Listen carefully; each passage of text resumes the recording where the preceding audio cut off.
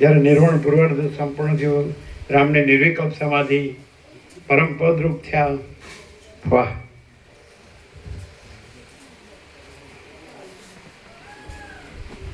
ભાવિકો તરફ આ હંમેશા આ બાબા પ્રભુ છે, મહાત્મા છે, હંમેશા હિમાલય ગંગામાં રહે છે, સંન્યાસીઓ વચ્ચે રહે છે, મહાત્મા વચ્ચે આપણને દર્શન આપવા આવ્યા છે, એટલે આપણે એમનો લાભ લઈએ.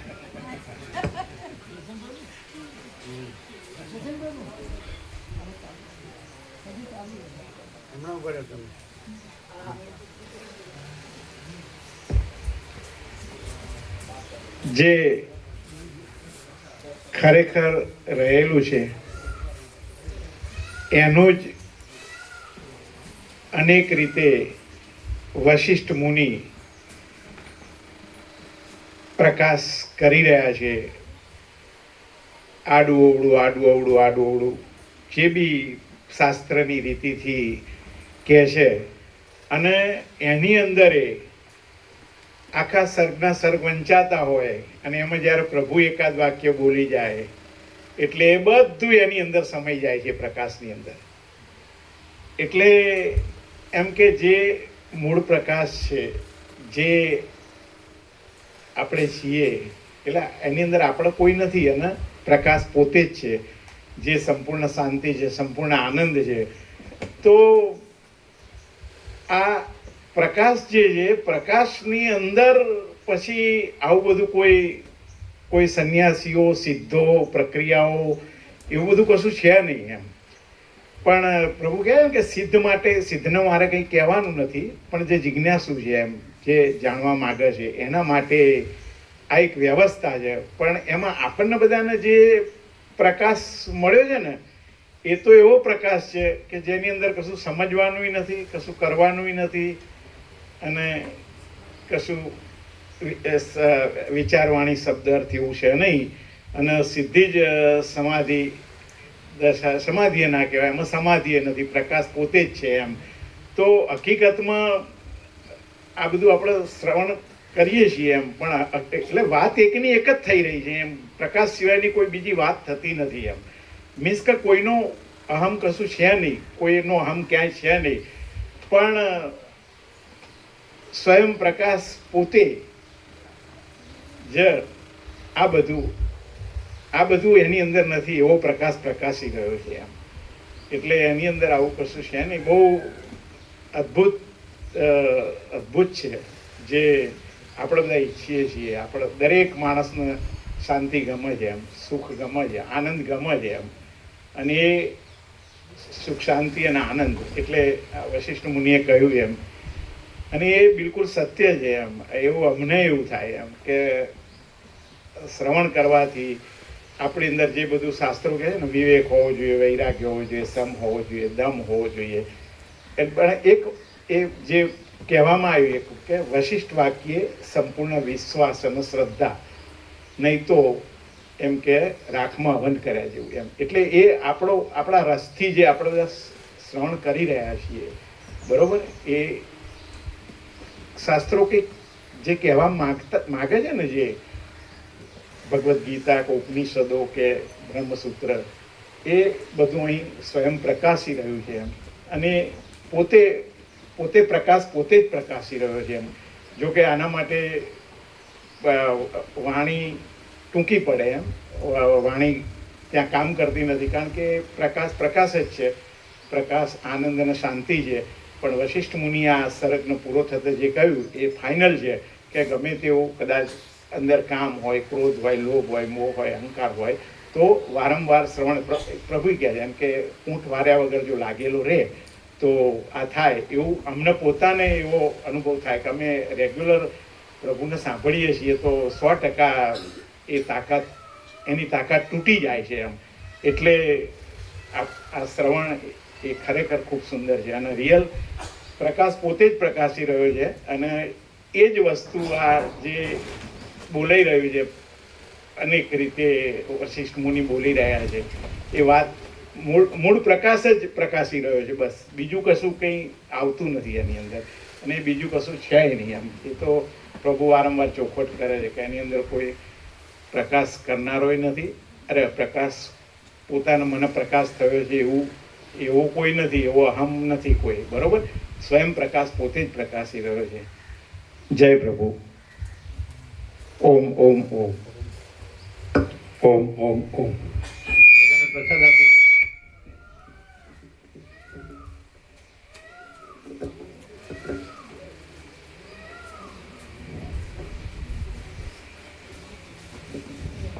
હા, 1 મિનિટ મુકાબરો, 1 મિનિટ આવજો, આપજો પાછું માઇક. 1 minute, 1 minute.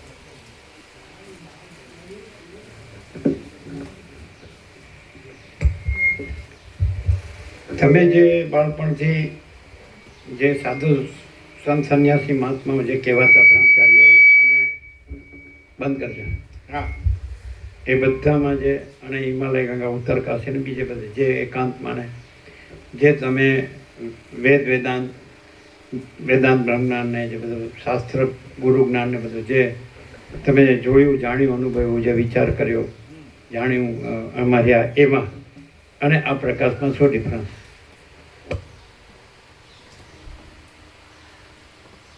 એટલે એવું કહેવાય છે કે અનેક રીત, અનેક ફાંટા, અનેક પ્રક્રિયા. એટલે એવું કહ્યું છે કે વેદાંત ફાંટાઓની અંદર કે કશાકમાં એમ કે ફસાયું છે એમ, બરોબર. જ્યારે આ પ્રકાશ એવો છે કે જેની અંદર કોઈ દિવસ એમ કે એટલો બધો શુદ્ધ છે કે જેની અંદર કોઈ ફસાવાની, ક્યાંય કોઈ જગ્યાએ ફસાવાની જગ્યા અથવા કંઈ ફંટે ફસાઈ જવાની જગ્યા ના આવે એમ. મીન્સ કે એક પ્રભુ કહ્યું હતું ને કે પ્રકાશના ટુકડા થાય, બરોબર. એવું એક સામાન્ય માણસે જ કહી દીધું એમ, બરોબર. તો એ આપણે એ બસ આ પ્રકાશની અંદર એ ટુકડો નથી થતો, ક્યાંય ભાગ ભેદ ભાસ નથી થતો, એ અખંડ જ રહે છે એમ, એકદમ અખંડ પ્રકાશ એમ. એ ડિફરન્સ છે. જ્યારે બાકી કોઈ પુસ્તક લઈને વાંચીએ યા કોઈને સાંભળીએ ને તો આપણે કોઈની ટીકા નિંદા ના કરાય, પણ એમ ખ્યાલ આવી જાય કે અહીંયા ગાળાને બધા ટુકડા કરી નાખ્યા પ્રકાશના, બરોબર. એટલે એની અંદર ઘણું બધું હોય છે એમ. અને આ પ્રકાશની અંદર પ્રકાશ સિવાય બીજું કશું છે નહીં એમ. પ્રકાશ પોતે જ પ્રકાશી રહ્યો છે, બરોબર. એની અંદર હું તું તે એવું બધું કશું છે નહીં. એ ડિફરન્સ છે એમ.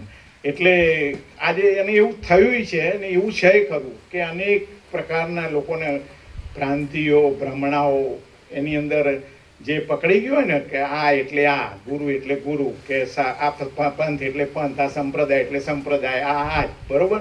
તો એ બધાથી પછી પ્રકાશની અનુભૂતિ ના થઈ શકે એમ.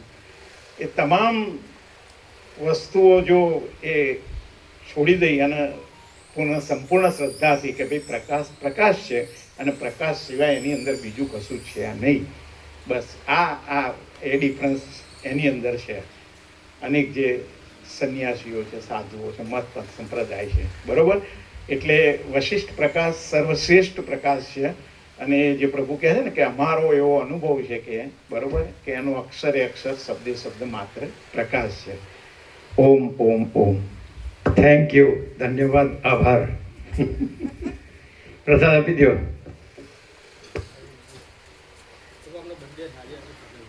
જન્મદિવસ છે. Happy birthday to you. ઓમ ઓમ ઓમ. બ્રહ્મ કૃપા અહીં કે બોલો. ઉભા રહ્યો, અહીંયા આવો. ચલો પાડો ફોટો.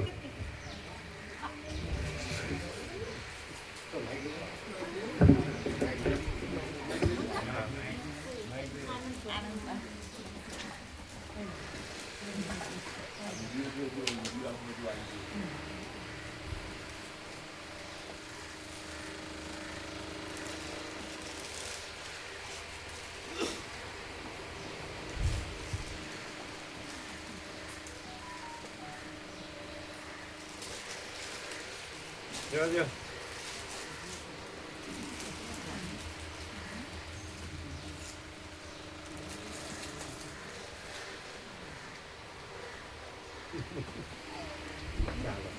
ગયું. હવે મોટા થશે ને એટલે જોશે કે હા આપો બધા.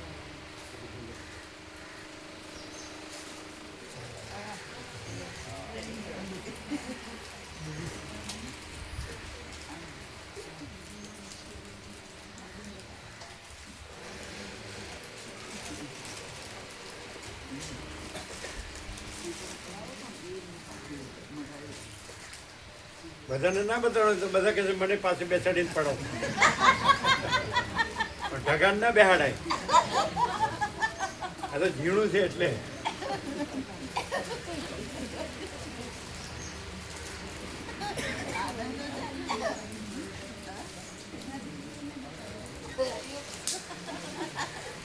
શું કહે છે? હે? ટગા થઈ ગયા એ જ ઉપાધિ છે. ભેગા થઈને? ટગા થઈ ગયા એ જ ઉપાધિ છે. ના પણ એટલી જગ્યા જ નથી ને બેહવાની.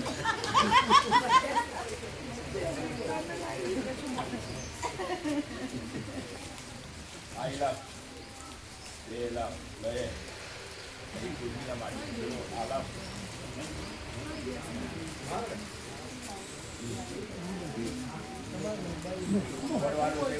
પેલું પૈસામાં તો જોડું કરી દઈએ. કદાચ ના પડે. હા.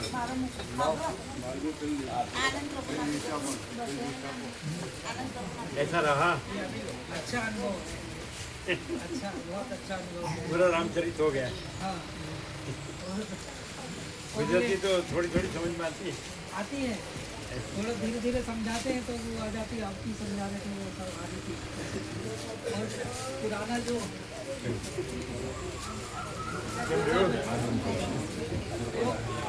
फिलॉसफी पहले पढ़ा है तो अब समझ में आ रहा है कि ये कहाँ से गया जो दूसरे योगीज हैं उन्होंने जो भी लिखा वो यहाँ से लिखा है